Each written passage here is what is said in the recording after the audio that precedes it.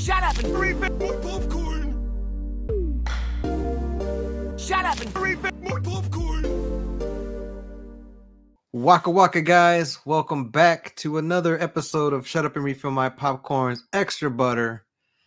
This is part 2 of a collaboration with the gentleman I have here, or this way, Mr. CJ Emanuel. Part 1 was his podcast, Comedy Chops, where we dive into a little bit of comedy, a little bit of wrestling, a little bit of the Shut Up and Refill My Popcorn origin story. And now we're down to the meat and potatoes. So yes, and we're going to be talking about 2008's The Wrestler on this episode of Poppin' My Movie Cherry. I, of course, am your host, Nicho, and this good-looking gentleman to my, what are you? You're on my right? You're on my left? Yeah, you're on my right. Mr. CJ Emanuel. What's going on, man? How are you doing today? Thank you, first and foremost, Nicho, for letting me get my baby off the ground, if you will. Like you said, we got this first episode of Comic Chops, kind of a prequel, if you will. And we're talking life and comedy. I'm talking about life through the lens of comedy and wrestling, because those are my first two loves as a young kid. And I met Nicho through the world of wrestling, and he, like me, want to get on stage and be comics, So he was the perfect guest for the first episode of that episode. So please check it out and give feedback. And now let's get it on, man. So you popped your cherry, huh? Yeah. I've always wanted to watch this movie. I've heard good things. It won awards. I mean, but I never took the time to, and a lot of times they're on streaming like Netflix, then they come off, but I never really took the time, and I rented it on Amazon, and it's a heartbreaking story. Like if you're watching it from someone who's never watched wrestling, it's a heartbreaking story. But since we kind of know the world of wrestling in the sense of hearing it from professionals like Disco Inferno, Raven, Conan, and all their guests, and even Vince Russo, and just seeing, and then seeing, wrestlers from our childhood, come and go, and this story, it resonates with fans and non-fans alike. You know what I mean? So watching this movie, Poppin' My Cherry, I enjoyed it. I enjoyed everything you would hear these wrestlers talk about, especially the indie wrestlers like Ben and the Conspiracy Horsemen, which I popped huge. Yeah, Papa Don, yeah. Yes. I popped too. Yeah, I had to go back here. I saw him. I was like, he looks familiar. And then I heard him talking, and he has some hair. Now he's clean shaven, but yeah, that I popped huge on that. We got R-Truth in there. R-Truth was in there. There's quite a few wrestlers in there. Claudio Castagnoli was in there. Robbie E. Blue Meanie. Yeah, there was a list. Yeah, it was a nice little list, man. Because I just remember Ernest Miller as the Ayatollah, because it had been a long time since I had seen it. But yeah, I popped huge when I saw Truth, and then I was like, oh shit, Papa Don. Yeah. But yeah, dude. I mean, well, when was the first time you saw it? Did you see it when it came out, or the first year? It was 2008. That would have been divorce number 1. Yeah. Oh. Yeah, I got a couple of them. I collect them like baseball cards. Oh, damn. Yeah, man. So yeah, you 2008. You got King Griffey Jr.'s rookie card? I do now. Yeah, I do now. So 2008, that would have been, like I said, divorce number 1. I would have been about 32, 33, somewhere around there. 33. Yeah, 33, 33, 34, somewhere around there. And Okay. my kids were still small. We were all, still big time wrestling fans. They were big time in it. I would like choke slam them on their beds and give them wrestling moves and power slam them and shit like that. Um, so yeah, I was real excited, looking forward to this movie when it came out. And when I did see, I don't think I saw it at the movie. I think I saw it when it came on. I might have saw it, DVD. got it from Blockbusters or Redbox or some shit, and saw it Yeah. there. But Yeah, yeah, Blockbuster was still around back then. yeah. So this was after this was after Beyond the Mat and after Wrestling with Shadows. Those documentaries that kind of gave you a glimpse on what wrestling's really like. Yeah. Particularly with Jake the Snake in Beyond the Mat, and a lot of people. He's even said that that's essentially him. Yeah. That the Randy the Ram was based on, Yeah. heavily influenced by Jake the Snake, and Yeah.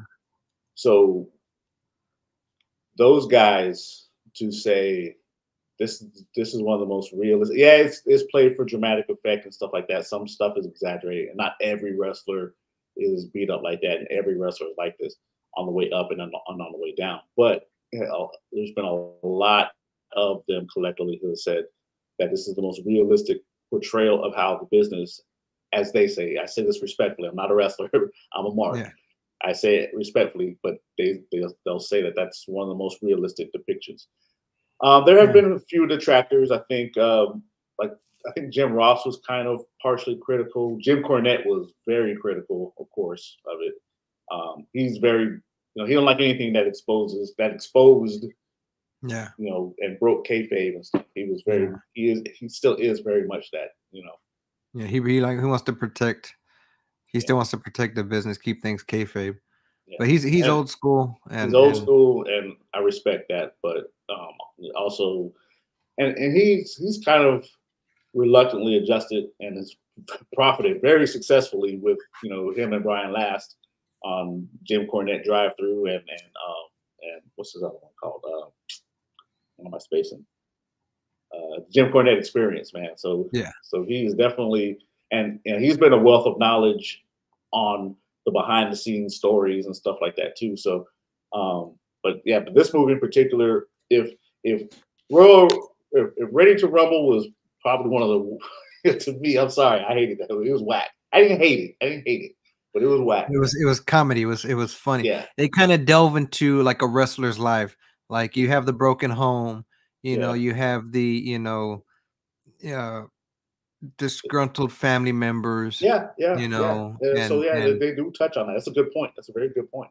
You also get you also get the from the fans I would say overhyping them, like, oh, you're the greatest, and their life is just shambles. I mean, perfect example in this movie.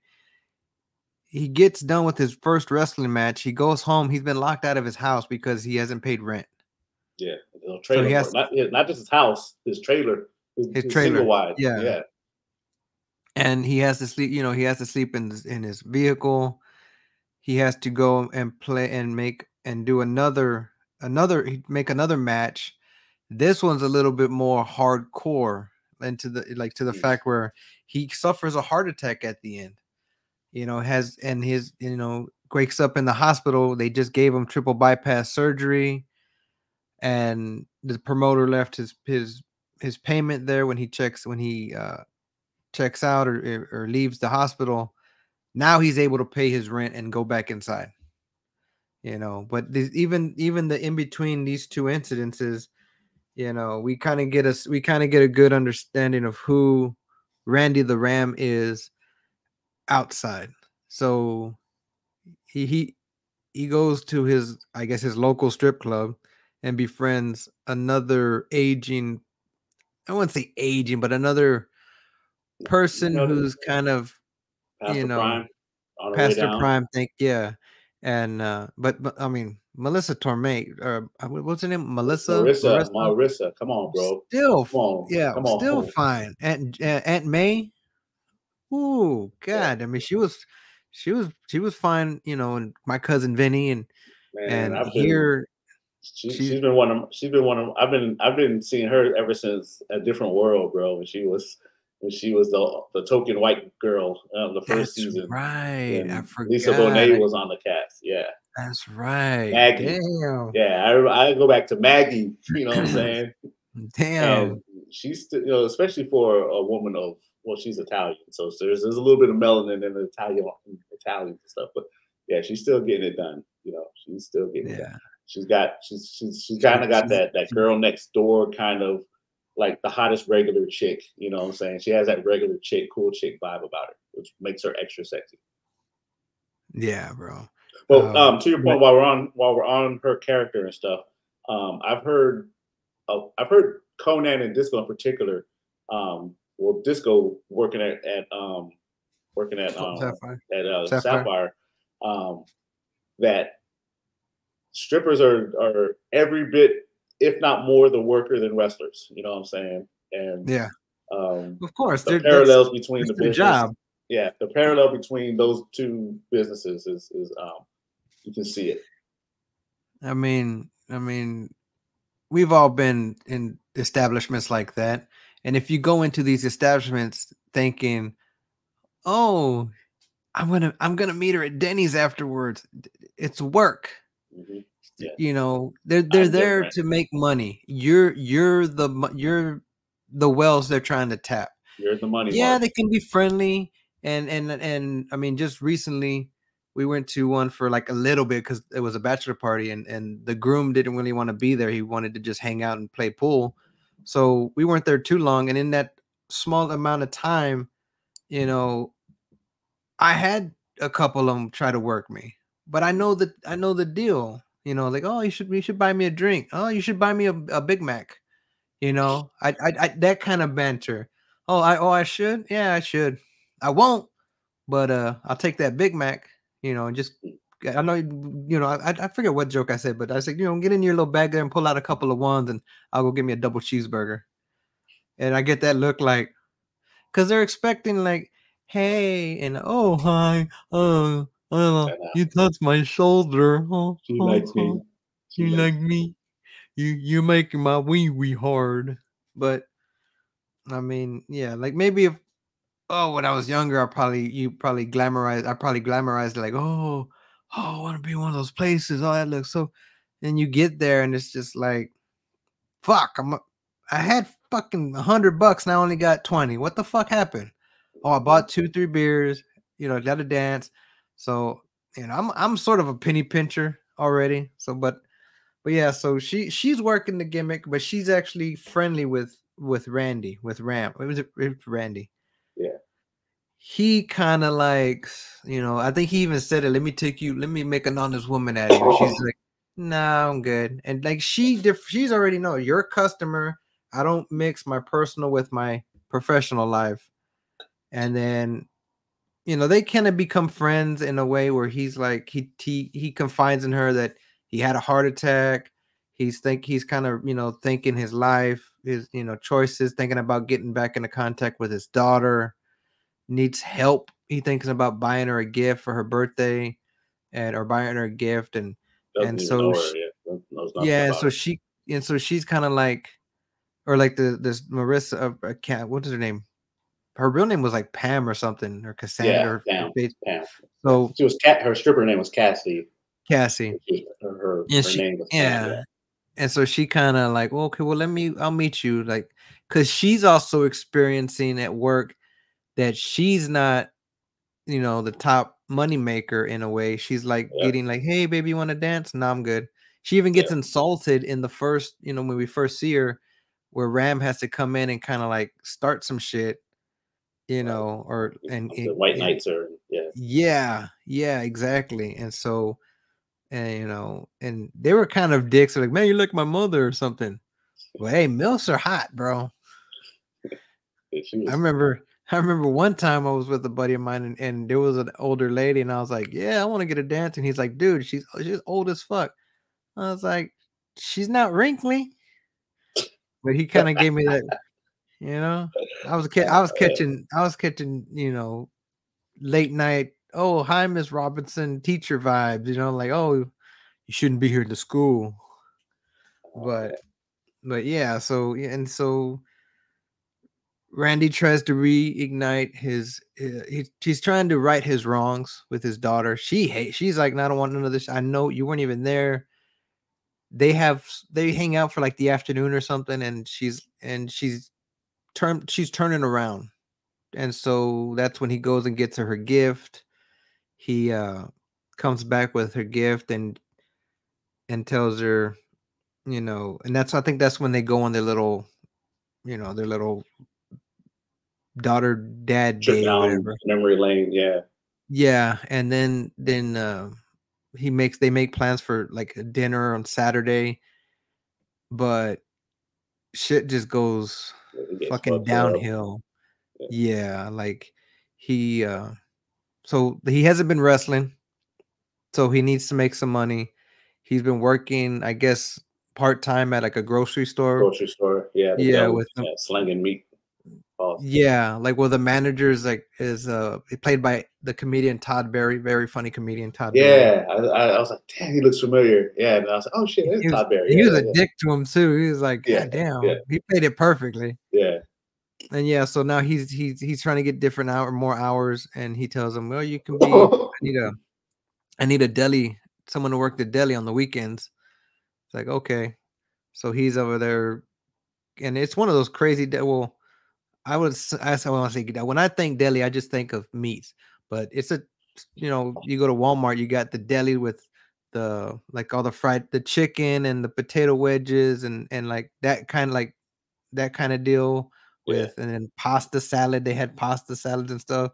I like the scene where the old lady's telling them more and then less, and he doesn't do it in front of her, but he kind of if you didn't know that he wasn't like, it was obvious if you were behind the counter, as a customer, like, is that motherfucker eating the potato salad? Yeah. But he's like, fuck it. Here, is that enough? And if I would have I'd have just made it seem like I put less and put it on there. Oh, that's perfect amount. Like, bitch, I didn't do nothing. But right. If you've been in any kind of like customer service type job, you always had this motherfucker type customer, and that was her. I'm sure if we had Anthony on, he would confirm that. He said, if I could, I'd put boogers in this motherfucker and give it to her. You know what I'm saying? Real. I thought he was. I think when I first saw it, I thought he was going to spit in it or something like that. I was like, oh, no, don't do that. Yeah. And then, see, he's already coming like, I think one day he had a pretty good day. He's all throwing it as a football, having fun with the customers. Yeah. This time around, he's like, man, fuck this place. A guy recognizes him as a wrestler. Yeah. And that kind of like puts him over, and like kind of I think he did it on purpose. It almost looked like he did it on purpose, but I was reading that it was an accident or something. He cut his hand. Did he cut his hand for real? I think it looked like he did it on purpose. I don't know why, but I have to go back and watch. He bladed the hard way. Yeah, exactly. And so he's like, fuck this place, fuck you. He takes off. But all this happens after, so I'm jumping ahead, and forgive me for that. So he goes to a wrestling match as a fan, and as a friend, he sees some buddies, and they go out drinking. He goes out and drinks a little too much, does a little too much coke, bangs a chick in the restroom, goes home with her. Yeah. Yeah, this bitch really loved firemen. Like, I know. She was like, I'm surprised you didn't see like a fireman sex toy of some kind. And so he was the fireman sex toy. Remember he woke up with the fireman boots? Oh yeah. She had him dressed up. Yeah, oh shit. They were getting it in. And so he goes home, and it's at it's the day of his dinner date with his daughter. He goes home and sleeps and sleeps all fucking day. Wakes up at night and realizes, fuck. Yeah. I fucked up, goes over to her house, and she's just done with him. She's like, no, fuck this. Fuck you. You're not going to do this shit to me again. He basically abandoned her as a kid, and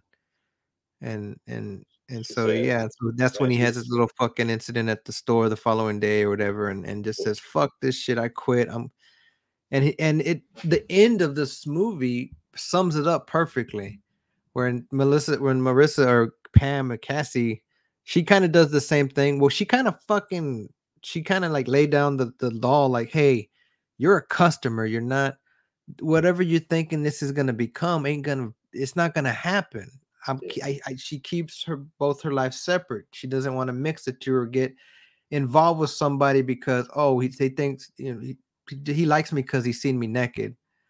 But then they kind of like got to know each other. They kissed at one point, and so but she's like, no, I don't want. They have a little fucking exchange, and she goes and I think it's whenever she sees her son playing with the toy he gave her, the little action figure of himself, that where she's like, he's maybe it's not a bad idea. I mean, it's not like I met this man and he's gonna find out that I'm a stripper, or I mean, he found out I have a kid and he's cool with it. So so you kind of feel like she's maybe given good to the idea of dating him or being with him. Uh, she goes and sees him and she finds out that he's going down the road to do this 20th anniversary match with Ernest the Cat Miller's Atola character that they had a match back in 80, 88, 89. And so it was an ROH match, Ring of Honor. Yeah. But and it's that point where she quits her job and then she goes to the match to try to like convince him not to wrestle. And he's like, why? This is where I want to be. This you hear that crowd, you hear that pop. I was like, I'm not gonna get hurt out there. The real world is where I get hurt. Being in the real world, dealing with people that see me almost like a fall from grace, working behind in a deli counter.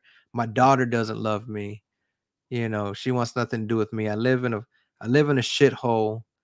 I fuck ring rats. That mean nothing. All I really wanted was some true companionship in a way, but you spit in my face. He doesn't say that, but like you get that sense. It's like, and I like how it kind of ends on the like a soprano, like the Sopranos in a way. Like, did he have a heart attack after the match? What happened? Because, but I like that type because it's better that way. It's better that way to leave the audience in a like you know choose your own ending type of feeling. Right. Because you feel for this character. You see him in freaking in these he's aged, he's taking medication and steroids. He's sitting in a American Legion Hall doing signings. Oh yeah. But they're a lot bigger than that. They kind of made it seem like it was just like, it's a small deal. But nowadays, Comic Cons and they're big business, they're big deals, especially for older. I think there was a 80s wrestlers Comic Con type deal a couple years ago in New York, where like a bunch of like the old 80 stars from WWE and territory days and but yeah, I liked it, man. I really enjoyed it. Um, Marissa Tomei was perfect for the role. She you got the sexiness and you got the kind of like her. I think it was funny is the way he puts his foot in his mouth. And I'm sorry for rambling on, but like you notice like when Ram was talking, he was talking to her at the store and he's like, "Oh, hey, you look clean." Like, dude, you just insulted her. Like why would you think like, and then he talked to his daughter and like I forget how he said it, but it's like it made no sense. Or like he tried to justify that he he was saying something about, oh well, I tried to forget about you.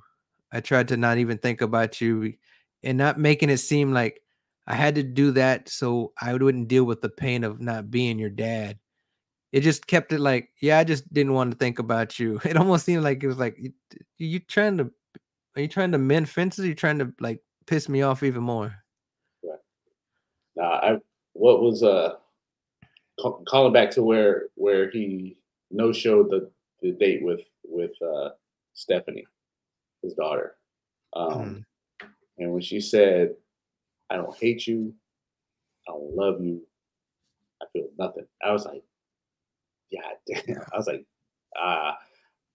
uh, there's a couple of people I felt that way about, you know what I'm saying, and there may be some that kind of feel that way about me and my past, my past and stuff. So that for some reason that line just like hit me like, as a father, kind of not being the perfect father and having made some dumb choices and mistakes and stuff. That part, Mhm. that line just kind of just hit me like a motherfucker. But um, I was I was watching on YouTube a bunch of Howard Stern videos. I have like this big ass Howard Stern playlist and another Opie and Anthony playlist because I'm a big mark for those days, those radio days, the shock jock era and stuff. But it just so happens that there was an Iron Sheik appearance on there, and he was talking about the Ayatollah and how pissed off he was because that was supposed to be him. He said, I don't know if it's true because I haven't heard it from any other source, but he Uh-huh. said that he was supposed to be the Ayatollah. I'm like, this motherfucker was broke down back then. If he would have been in shape, and able to get around, he would have been Yeah. tremendous. Um, Yeah. but I yeah, mean, I thought that he was kind of a that could be a combination whole Ricky of Smiley type thing yeah. where I was supposed to be Bunny Mike. You're kind Yeah, of yeah. I thought he was kind of a combination of the Iron Sheik and a little bit of Abdullah. That's kind of the yeah. vibe I got from Ernest Miller's character as Ayatollah. But yeah, yeah. Iron Sheik had a lot of heat with that because he said they pretty much ripped him off and stuff. But it might be true. Hollywood's a tough business, but I haven't. I don't recall hearing anyone else corroborate that. Tremendous word for a brother from the West Side. You know. Yeah. I mean, wrestlers are gonna work as much as they can, Yeah. like and it may be true, but at the same time, I can't remember what his physique was at the time. He might have still been able to go. I mean, He but was still kind of broke. Now by 2008, he was broke down. Because remember, which WrestleMania had the gimmick battle royal that he won? The only reason why he won is because he couldn't take any bumps. 2001 maybe. Yeah, so then he was broke down, and Uh, so I remember. I think it was I think it was Bruce Pritchard and Conrad podcast. Is it something to wrestle? Yeah, something to wrestle. something to I wrestle with. think it was that one where he said, "Yeah, we had to make Sheik win because he couldn't take no bumps. He couldn't do anything at all. Oh So yeah, wow. there's no way he would have been able to. Plus, he was a head case wild. Did you ever see his documentary, the Iron Sheik one? I don't think so. Okay, we need to add that one to To the to list. maybe we'll do that one next. The Iron Sheik because he just passed away. Yeah, so let's Yeah, like do this let's do past that year or one next so. month. Yeah, I have to see. It might be on Netflix or I think I saw it on Netflix. It's around somewhere. But What was it yeah, called? so Just the Iron I Sheik. think it's called The Sheik. But his origin story, he was a badass, for real. He was the he was one of the Shah of Iran before they got overthrown by the Iranian Revolution back in the late 70s. Mhm. Back in Oh, you the you said it 50s, came out in 2014? 2014. Yeah.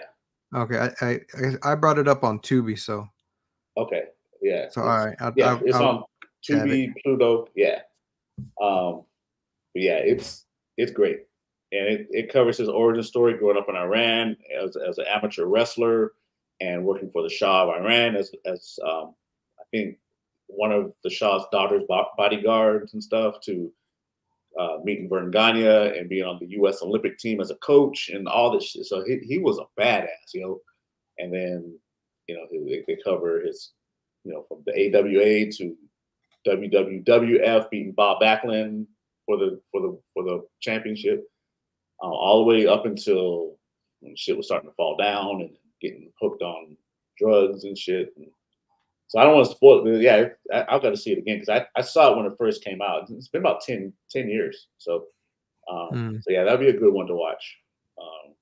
All right, yeah, That'd be a good we'll one to watch next. definitely put that out there on another comedy chops / extra butter Yeah, pop cherry and episode. all the Well, you can be wide open by the time we done. Probably be a popcorn and chill because a majority, if it's a bunch of movies we watch I've never seen, it's gonna be a lot of popping my cherries. I know. You But be wide open. since it's on, you whoa be a now. slut. You can be a slut by the time. So yeah, but yeah, since it's on Tubi and Netflix, definitely be a popcorn and chill type of episode. But all in all, I like I said, I enjoyed this movie.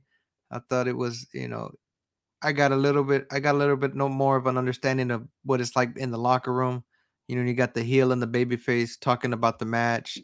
There's that brotherhood, that camaraderie, that Randy was very open. Hey, whatever you want to do, brother. And he wrestled with some younger guys. Like, yeah, you're doing really good. Keep at it. You're gonna go places. Kind of give him that encouragement. So I almost feel like it's almost what it'd be like, in the green room or what, on the side of the open mic, because I've seen it, other comics say, hey man, how you been? How you doing, man? You still doing that one bit and this and that, and then of course I've also seen the people just kind of keeping them. So I'm more of a keep to myself, and I've talked about how Duck Easy approached me and almost befriended me. Just he saw me, that's a new guy. Hey, what's up, man? How long you been doing this? Like He was ironically, he was the first comic that reached that same thing that I was too scared to even get up on stage. I just wanted to hang out at Elbow Room. He was the first one to say, hey man, you got 5 minutes of time? I'm gonna do a show. I'm like, hi, my name's CJ. Yeah. But Yeah, I like Duck, man. Duck's cool, man. He I put me follow on a few him on shows. Facebook. I follow him on Facebook, and he's always posted fire stuff, and seeing him on promoting his stuff and everything. Like, man, Oh yeah, well, he's been hustling, bro. He has been doing yeah, this, both booking gigs for himself as a comic and promoting and putting shows together and booking yeah. stuff. So he hosted a show that I believe Juvenile was on, and Oh wow. might have been Juvenile. But yeah, it was. I was like, oh shit, go ahead, bro. And he's doing his thing, man. There's a couple of my friends out here doing their thing. I'm really happy to see them do it. Hopefully you connect with him and see if he's open to maybe doing an episode. I can always reach out on Facebook. I know it's been a while since I've seen him and uh and uh and everything, but yeah, man, that's how we're gonna do it here on Comedy Chops / Extra Butter. We're gonna talk with friends of CJ and other people willing to come out on the podcast and get to know them, just like you saw him kind of dive into the origins that is me and my podcast and everything. And then we're gonna talk a wrestling movie. We're gonna talk, a wrestling documentary or even other options. But anything else you wanna touch on this movie? I know I've been doing a lot of rambling on here. Yeah, let me just just go over some of the wrestlers that made cameos that have parts in it. So I'm looking at the cast as a snapshot. Of course, there's R-Truth. I think he pretty much played himself. Yeah, that was a nice cameo. Now, was he with WWE at the time? I can't remember. He might have been with no, he had to be with TNA probably. He was probably with TNA. Because I remember him in WWE like around 2011. Because as I'm kind of reaching through, I don't think anybody that's on there was currently on the roster. 2008, because I don't think Meanie was there. So yeah, he was probably on with TNA during that time or on the Indies. Let me check real quick. Okay, you got the list in front of you, or? Yeah. So Ron Killings as Self, Ernest Miller as the Ayatollah, Claudio Castagnoli had a cameo, of course. Cesaro in the WWE. Yeah. And then yeah, two members from the Anoa'i / Maivea family tree. You had Lloyd Anoa'i and you had Toa Maivea were in there. So a couple of, speaking of The Rock and Roman Reigns, so there's some bloodline even in this movie. Necro Butcher, I'm not familiar with him. I thought about having Feeney. Feeney would have been a good guess because he was a big CZW mark during that time, and probably might have. Oh, okay. I want to know he was he the guy that he wrestled the hardcore match with? He was one of the hardcore guys. He wasn't the one. He was one of the hardcore guys. Oh, okay. I don't remember. Yeah, CZW. When I saw that, I was like, I've heard that before. Yeah, that was that's. I know. I think Feeney has been to a few of those shows. Austin Aries was in there. Joe Gacy, Robert Stone, Jay Lethal. Jay Lethal was in there. That's right. I remember them. He was. I think he was in that when they were going over spots and stuff. Nigel McGuinness.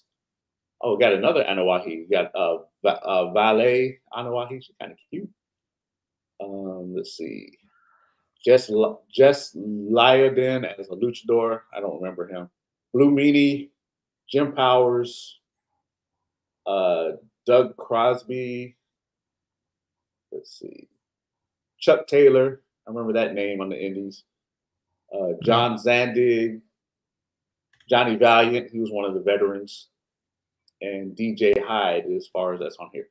So it had a mix of stars now that wrestling fans may know of, and and then some from indies and stuff. And going back into after I watched the movie and stuff, I just looked at a bunch of the videos from the director and from Mickey Rourke. So Darren Aronofsky was like this acclaimed director and stuff. Requiem from a Dream. If you ever saw that, that's like his iconic. That's the movie that put him on the scene. And Black Swan. I don't think I've ever seen it. Yeah, Black Swan is basically the wrestler in tights and tutus and stuff. Same kind of storyline. Yeah, the up and coming. This one had like an up and coming versus an on her way down. Okay, yeah. So, and I haven't seen that. I haven't seen all of that, so I might watch that just to kind of because this movie was so good. I've heard of that. I've heard it, and I heard it was pretty good. I think it has Natalie Portman and is it Winona Ryder? I can't remember who the other one was. No, I was gonna say Mila Kunis or something. I can't remember who the co-star was, but I might check that out because that was supposed to be a really good movie. But back to the wrestlers. So they shot this on a shoestring budget. They really had a hard time getting funding because Mickey Rourke was the lead, and Mickey Rourke at the time he kind of was like Randy the Ram. He was super over in the 80s into the early 90s, and then just kind of gave up acting. He was a pro fighter for a while. Kind of pissed all his money away. His name was shit in Hollywood. Nobody would touch him, and they had a hell of a time finding funding for the movie because he was the lead. Nobody was convinced that Mickey Rourke had the chops to carry this movie, and so much so that at one point Nicolas Cage was supposed to be the lead, and he was pretty much signed on, and they had no problem getting the money. But for what Nicolas Cage said, it was like, well, the character Randy the Ram, he would have had to put on 25 pounds of muscle in a very short period of time, and he would have had to go on the gas, and he was like, he refused to do that. There's no way in hell. So then they ended up having to go back to Mickey Rourke. So they shot a lot of that stuff using single cam, handheld. So that's why you got that documentary type of style, that kind of grainy realness to it and stuff. So that was kind of by design. And all of the matches, the Ring of Honor show, the CZW show, and there's another indie, I can't remember the name of it, but each of those shows, those were shot during actual shows. So those are actual fans in attendance. So like in between matches, they would get in maybe like they can get like 1 or 2 takes in before the fans start to turn on them and boo and say, hey, we want to bring the show back on and stuff. So all of those shows, all that reaction and stuff, that's organic. And the supermarket scenes, the same thing. It was like, well, we can't really afford to get a whole bunch of stand-ins and extras and stuff. stuff. Yeah. So yeah, so some of those actors were actual customers, interacting with them and stuff. And so there's a little bit of improv, launching the potato salad. That wasn't supposed to happen, Mickey Yeah, Rourke you was can just tell in by the the way his character. reaction. He's like, "What the Yeah. fuck?" Yeah. And then watching Mickey Rourke, he kind of paralleled his life with the main character and stuff. And he kind of shit on pro wrestlers and didn't really. He's like, I'm a real athlete. I'm a fighter. I'm a professional. I'm more of an athlete than these guys. Is kind of what he was saying. And so he ended up having to go through Alpha's the Wild Samoan school, and Alpha Okay. was his trainer and put his Oh, ass wow. through the ringer for like 2 months. And so from going through a crash course and taking bumps and all that into working with these actors and working with these wrestlers and stuff, he ended up developing a real respect that he didn't expect going into it and stuff. So that was a kind of a cool thing. Oh yeah, so we just totally didn't even talk about the nice little cameo shots of Marissa's titties. You know what I'm saying? So that's a nice little bonus if you know what I'm saying, if you're so inclined. Yeah, if you 9.5 will. weeks too. That was a good one with Kim Basinger. But yeah, man, he was a hot fire in the 80s, man. Yeah. And so yeah, man, this is a perfect uh perfect movie to get into and dive into the plethora of wrestling related movies, wrestler actors in movies. That's what you're gonna get here with this, comedy chops, extra butter collab. We're gonna get into the world of comedy and wrestling talk. We did a little bit of the events that have come up this past couple of weeks, and then we're gonna dive into a movie, whether it's a movie about wrestling, a movie with a wrestling actor. I think we talked about Suburban Commando and Mr. Nanny, Yeah. Hogan type movies, and even Friday with Zeus, Yeah. Debo. They're not gonna just be wrestling like, oh, it's a movie about wrestling or with a wrestling actor. Tiny Lester was a wrestler and he was in a couple wrestling movies, and I love Friday. Friday is one of my oh god, that one and Don't Be a Menace were like one of the two funniest movies, or well, Don't Be a Menace was one of the funniest movies growing up for me, but Friday was also funny too. I mean, Friday's a classic, bro. That's a classic.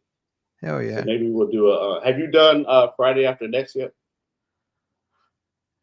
Because I think that's the worst movie in there. And that I don't think I've ever put them on the chopping block. I mean, we could review the lowest rated one, but I don't know how much lower if we put them up on Rotten Tomatoes where they rank. Mhm. But yeah, I can. There's some movies I don't think deserve to be on the chopping block, like the Okay. Christopher Nolan saga. Yeah. Like those 3 Batman movies. I mean, it's you ever seen that meme with like the horse? It's like part of the horse, like they're drawn in 3 sections, and they're like Yeah. all like beautifully drawn. And you got the Right. ones that like beautifully drawn, it's okay, and then like a complete like hand just stick figure drawing. Yeah, that's the type of demo. That's the type of sequel I'm looking for, the stick Okay. figure horse. So let me ask you. I'm always open. I'm always using open the to talk. so using the Rotten Tomatoes method, right? So you choose the worst rated movie Just in a about, yeah, franchise. on So Rotten Tomatoes or what's the IMDb. what's the highest level percentage you'll go that meets the chopping block? Like 23%, 33%. I never really gave it a minimum or like a ceiling. Like, so let's say Friday's at 100%, and next Friday, or let's say Friday, the first Friday is at 89%, and next Friday is at like 95. And then you got Friday after next, it's kind of like in the middle. So among those 3, the first one would be the lowest among the 3. So you got, what I say, 89, 95, and let's say Friday after next is like 91. Mhm. So It's not. It's not. Yeah, It's like I wouldn't. 26%. Oh, So what I'm just Friday gonna after spoil next? that right now. It's like Friday after 26%. next. Yeah. It's I not might good. say I might save that one for Christmas time because I like to do Christmas themed movies around Christmas time. All right, that's a good idea. So yeah, so uh, if we haven't gone the way of Ebony and Ivory podcast and just got tired of each other, Yeah, right. Uh, and we're chocolate still and and we're still flying chopping it up, uh, which I'm pretty positive we'll be rocking and rolling to 2025 and beyond. That's gonna wrap it up for the extra butter portion of this conversation of this collab. super As show. as I'm looking at the recorder timer, we've been talking for 2.5 hours, and Yeah, it's that's gonna just go down in recorded the time. Yeah. editing booth. It's gonna go in the editing booth. It's gonna be knocked down, and I hope you enjoyed this very first, I would say, premiere episode That'll of work. what's to come. And then we're just shaking and baking, slingshotting CJ into back into the podcasting world. And with that being said, I want to give you any last words you wanna give to the audience, CJ. Yeah. So thanks again, Nicho, for agreeing to do this collabo and kind of help me get my feet wet and get back into podcasting, man. I really appreciate it. Having a good time. I really having a lot of fun doing these shows with you, man. So as often as you'll have me, as often I'll love to participate, bro. No, for real, for sure. And anyone out there, if you want to follow me on X or on Insta for any of my stand-up gigs around South Texas and eventually outside of Texas and beyond. But for now, I kind of in my little cocoon, South Texas and stuff. But follow me at CJ Tells Jokes. And if you're looking for someone to have as a guest who wants to talk about comedy, wants to talk about life, wants to talk about what it's like as a veteran dealing with PTSD or any mental health stuff, any of that shit, hit me up at CJ Tells Jokes and let's talk. Let's chop it up. Thank you, for sure. Now, as always, well, obviously, thank you for your service. And as always, remember, guys, if you ain't laughing, you ain't living. For Take care of sure. yourself. Take care of yourself and the people you love. Nanu. Peace. Nanu. Peace. Peace.